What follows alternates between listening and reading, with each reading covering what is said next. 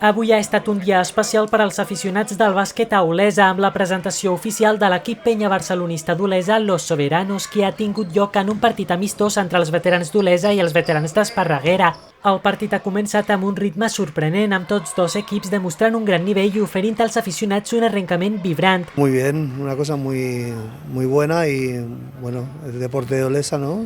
Y de la peña barcelonista y muy bien. El partit ha destacat per la intensa entrega i dedicació que han mostrat els jugadors. Els aficionats s'han quedat gratament sorpresos amb la qualitat del joc i l'ambient ha estat immillorable, creant un gran suport per als dos equips. La verdad es que tienen bastante nivel, no los conocía y me ha sorprendido bastante positivamente.